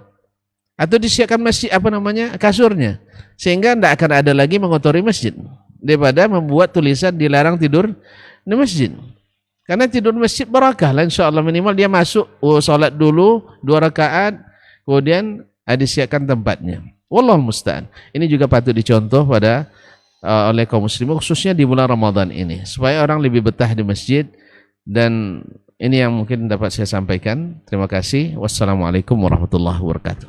Waalaikumsalam warahmatullahi wabarakatuh. Taib, jazakallah khairan Ustaz untuk jawabannya dan juga tambahannya dari Ustaz Dasman. Kita ke pertanyaan terakhir sepertinya untuk kesempatan hari ini Ustaz. Pertanyaan terakhir. Bismillah. Assalamualaikum warahmatullahi wabarakatuh Ustaz. Dari Ana di seputaran Cipta Karya ingin bertanya Ustadz mengenai khatam Al-Quran yang khususnya Ramadan adalah bulan Quran. Khatam Al-Quran programnya bergilir Ustadz, dari juz 1 sampai juz 30 itu dibagi per kelompok dan masing-masing menamatkan satu juz sesuai yang sudah ditentukan. Apakah ini dibenarkan atau tidak? Kemudian pertanyaan yang kedua Ustadz, double pertanyaan Ustadz. Pertanyaan yang kedua, bagaimana hukumnya puasa bagi orang yang bekerja keras? Apakah ada uzurnya atau seperti apa Ustaz? Naam. Bismillahirrahmanirrahim. Alhamdulillah wassalatu wassalamu ala Rasulillah wa ala alihi wa sahbihi wa mawalah. Amma ba'd. Ramadan adalah bulan Al-Qur'an. Bulan yang diistimewakan oleh Allah Subhanahu wa taala, diturunkannya Al-Qur'anul Karim. Bahkan Nabi kita sallallahu alaihi wasallam ya di bulan Ramadan bersama Jibril alaihi salam ya bersama-sama ya yudarisul Quran, dan ini semangat dicontohkan juga oleh para sahabat Rasulullah sallallahu alaihi wasallam, sehingga dalam kisah para salaf tidak jarang kita dapatkan kisah-kisah heroik ya, kisah-kisah yang bagi kita barangkali jauh. Tapi bagi mereka itu biasa saja, karena memang generasi baik, generasi terbaik gitu ya. Generasi yang dekat dengan Al-Quran, generasi orang-orang beriman, itu biasa. Yang mana kita dapatkan kisah-kisah mereka, seperti Al-Imam Al-Syafi'i rahimahullah ta'ala yang mengkhatamkan sittina marrah, ya, 60 kali dalam bulan suci Ramadan.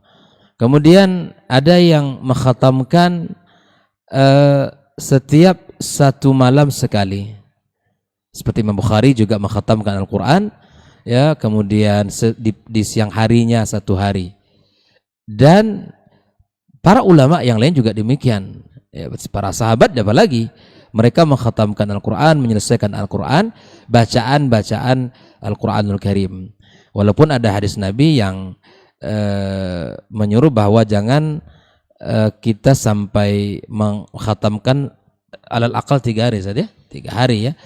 Maka di sini juga dibahas oleh para ulama bahwa itu kalau di hari-hari biasa. Namun kalau di bulan-bulan Ramadan, di hari-hari yang penuh kebaikan, keberkahan seperti bulan Ramadan ini, tentu berlomba-lomba mencari pahala. Karena yang dikhawatirkan kalau mengkhatam Al-Quran dengan sehari semalam atau paling tidak sekali dalam 3 hari, disebabkan ya tidak adanya atau tidak tercapainya adalah tadabburnya, tafahumnya. Hanya sekadar membaca dan tidak diambil faedah. Sehingga lain halnya ketika bulan Ramadan, bulan yang penuh dengan ya, pahala yang berlipat-lipat, ya, ampunan ditaburkan Allah Subhanahu wa taala, maka sehingga tidak jarang kita dapatkan kisah-kisah yang luar biasa dalam kehidupan para salaf. Ini yang kita dapatkan ya dari kisah mereka. Ini yang kita fahami dari manaqib-manaqib mereka, bahwa mereka sendiri yang mengkhatamkan Al-Quran gitu. Mereka sendiri yang punya jadwal untuk mengkhatamkan Al-Quran, bertingkat-tingkat ya, jumlah dan capaian mereka. Bahkan Imam Malik rahimallahu ta'ala, Imam Darul Hijrah, kita tahu bahwa majelis hadisnya di kota Madinah ya, An-Nabawiyah, itu sangat banyak. Namun disebutkan ketika Ramadan tiba ya, maka dia memberhentikan ya, kajian hadisnya dan bersungguh-sungguh berkonsentrasi untuk membersamai Al-Quran. Dan itu bukan wan-nazar, saya baca itu dari makanya ya, betul-betul memegang mushaf, dan walaupun dia sudah hafal, tapi begitulah ya keistimewaan bulan Ramadan, sangat dekat dengan Al-Quranul Karim. Dan kisah para ulama, mereka mengkhatamkan sendiri gitu. Tidak membagi-bagi per kelompok-kelompok di dalam kamu nanti juz pertama ya, saya kamu juz kedua gitu. Nanti seterusnya 30 orang khatam kita. Enggak begini. Saya enggak tahu juga fikrahnya seperti apa. Mungkin fikrah gotong royong mungkin dibawakan ke sini gitu. Nah, wallahu a'lam. Waktu kenduri dulu ya. Karena memang khatam itu selepas kenduri saja, habis itu nak ngaji lagi. Rumah seperti ya kal baitul kharib kata Rasulullah SAW kan. Ini terbiasa kita dengan formalitas. Ya, kalau sudah khatam atau kalau sudah sunnah Rasul, khatam diarak di jalan. Ya, dipasangkan baju khusus, kemudian pakai drum band. Ini acara apa? Acara khataman. Nauzubillah. Ini dari mana? Ya, dari mana sunnah seperti ini? Acara khataman, kemudian diarak di jalan, kemudian nanti diiringi dengan musik. Ini tidak bisa. Kemudian ditambah lagi nanti dengan pas menikah. Ini khatam di situ. 3 kulhu itu dibaca khatam sudah namanya. Gitu kan? Sudah tuh nggak ngaji lagi. Suami nggak ngaji, istri nggak ngaji. Iya, apa keberkahan dari rumah tangga seperti itu?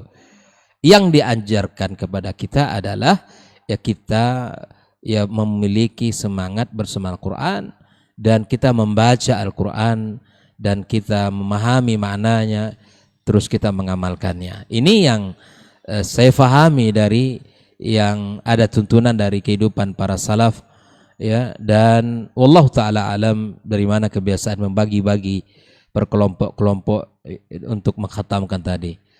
Semoga Allah Subhanahu wa taala maafkan segala kesalahan kita, dan Allah berikan kepada kita hidayah kokoh di atas agama berdasarkan ya dalil Al-Qur'an dan sunnah Rasulullah SAW yang dipahami dengan yang benar. Masalah hukum tentu ke Buya Dr. Helmi. Baik, jazakallah khairan Ustaz untuk jawaban mengenai khatam Quran yang dibagi-bagi tadi Ustaz ya. Kita ke pertanyaan kedua Ustaz. Nah, puasa bagi orang yang pekerja berat Ustaz, apakah ada tidak boleh puasanya itu seperti apa uzurnya? Nah, baik, terima kasih. Kalau kita lihat dalam buku-buku fikih itu, apa saja yang bisa menjadi yang memiliki uzur syar'i yang membolehkan seseorang itu tidak berpuasa. Itu nampaknya tidak ada itu pekerja berat itu. Secara umum seperti itu. Karena pekerja berat itu tidak terukur. Berat itu seperti apa itu, ya kan? Tapi sakit ada. Kalau memang sakit itu membuat dia tidak bisa berpuasa. Nah, oleh karena itu kalau pekerja berat umpamanya sekarang sopir umpamanya, kerja berat enggak tuh? Yang selama ini sehari-hari dia juga menjadi tukang sopir. Bagi si A mungkin berat, tapi bagi yang si B mungkin tidak berat. Pekerja bangunan, kira-kira itu kerja berat atau tidak? Mungkin si A bilang berat, si B tidak. Maka tidak dikatakan pekerja berat lalu boleh tidak berpuasa. Kalaulah seandainya dikatakan seperti itu, pekerja berat boleh tidak berpuasa, lalu kerjanya itu sampai mati, berarti tidak akan pernah puasa seumur hidup. Padahal siam, puasa itu adalah rukun Islam. Oleh karena itu pekerja berat itu sebenarnya dia yang harus mengatur waktunya agar mengurangi frekuensi kerjanya dalam bulan Ramadan. Itulah ciri-ciri iman yang ada di hatinya. Kalau perlu dia berupaya 11 bulan menjelang Ramadan, dia atur ekonominya agar dalam bulan Ramadan itu dia bisa lebih, kalau perlu cuti atau lebih bisa mengurangi. Kalau dia pekerja bangunan umpamanya, mungkin dia hanya bekerja sampai jam 12 saja, di atas itu tidak, karena dia mengerjakan puasa. Seharusnya itu yang dia lakukan. Nah, karena itu pekerja berat itu harus memulai harinya dengan puasa. Tapi seandainya nanti dia sudah mulai harinya dengan puasa, dia mulai bekerja. Saat bekerja itu dia rasakan begitu sulit, kalau tidak minum dia pingsan dia. Kalau tidak dia bukakan puasanya, lalu mungkin terjadi sesuatu yang nggak baik pada dirinya. Maka pada saat itu dia berarti mendapatkan alasan untuk tidak berpuasa. Boleh baginya untuk berbuka di hari itu karena ada kondisi di mana dia alami, dia tidak bisa melanjutkan. Nah, jadi dia tidak dari ini, wallahu alam. Nanti mungkin bisa ditambahkan oleh masyayikh yang lain dalam penasihat seperti itu, sesuai juga dengan beberapa hal yang pernah saya dengar atau pernah saya baca gitu. Jadi tidak langsung dikatakan mereka tidak memulai harinya dengan berpuasa. Beda sama musafir. Kalau dia musafir, sekarang dia musafir pergi ke Jakarta umpamanya, boleh dia tidak memulai harinya karena kalau memang dia sudah dalam keadaan safar atau meniatkan untuk safar. Tapi kalau kerja berat, mulai harinya, dia harus memulai harinya itu dengan berpuasa. Ya, berdoalah kepada Allah mudah-mudahan dikuatkan. Karena kalau imannya, kalau hatinya ingin berpuasa, Allah akan bantu. Saya pernah dapat dapat kabar, baca gitu ya, ada seorang supir traktor itu kurang berat kerjanya itu. Mungkin di tengah gurun dia memperbaiki lahan, bukan Ramadan dia kerjakan, puasa sunat. Ketika dikasih makan oleh yang lain, silakan makan Pak, maaf saya puasa. Nah, jadi alasan berat ini tidak ada bagi dia. Kerja berat, tapi dia tidak membuat dia berat untuk berpuasa. Nah, maka jika memang iman ada di hatinya, benar-benar dia yakin puasa itu menjadi kewajiban dia sebagai seorang yang beriman, maka dialah seharusnya yang akan mensiasati bagaimana harus bisa berpuasa. Tidak malah sebaliknya mencari-cari celah agar dia bisa tidak berpuasa dan meminta fatwa ke sana ke sini agar dikeluarkan atau terdengar oleh dia boleh pekerja berat untuk tidak berpuasa.